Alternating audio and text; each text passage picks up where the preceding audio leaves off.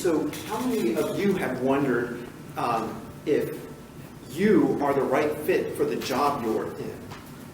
Or perhaps you wonder if you might, what about your family? Are you a good fit for your family?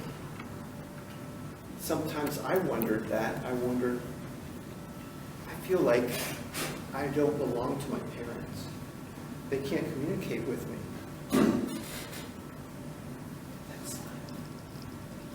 So what I'm going to talk to you about is a personality theory that's some professors, such as Dr. Wernick, they are proponents of this theory, and they think that this is the best theory out there.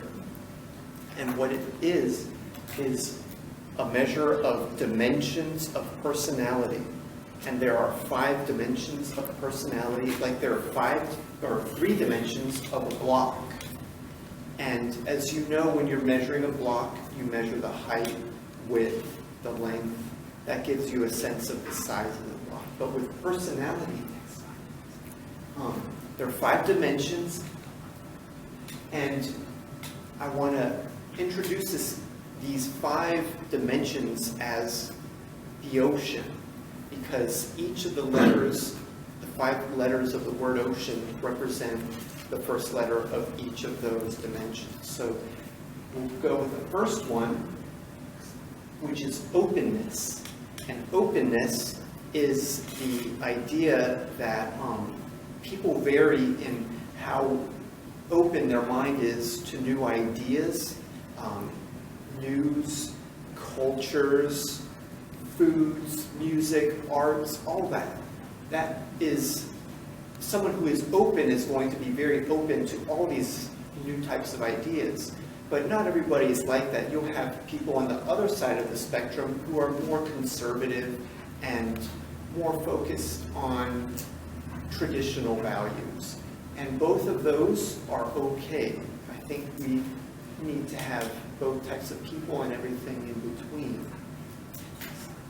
So the second dimension is conscientiousness. And conscientiousness measures how much one person is committed to a cause, in particular committed to a goal, and how much are they willing to make sacrifices to attain the goal.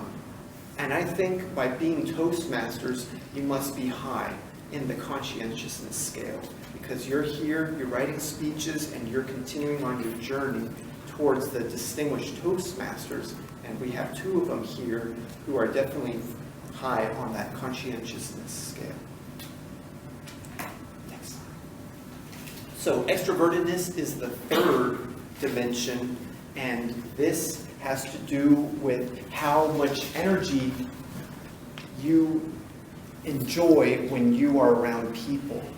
So if you're an extroverted person, you're going to be more energized when you're around people, and you're looking forward to being in a community setting.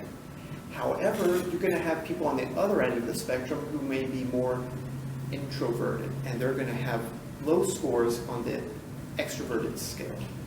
And both are fine. They're just different versions of the same characteristic.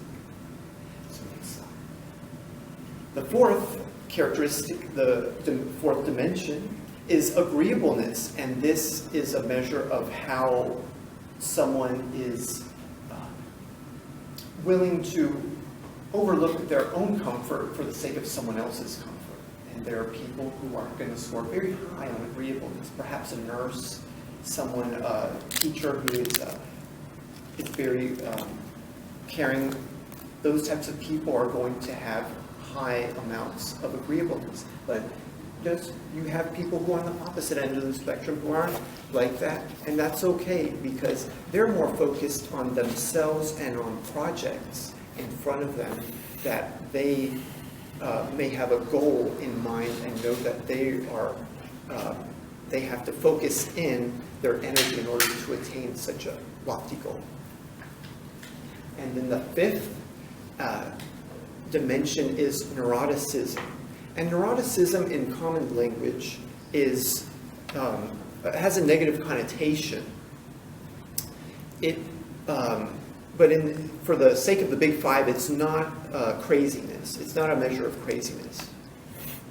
Rather, neuroticism is a measure of resistance to stress, as well as resistance to negative emotions. And when I'm talking about negative emotions, I'm talking about 5 emotions, such as fear, anxiety, guilt,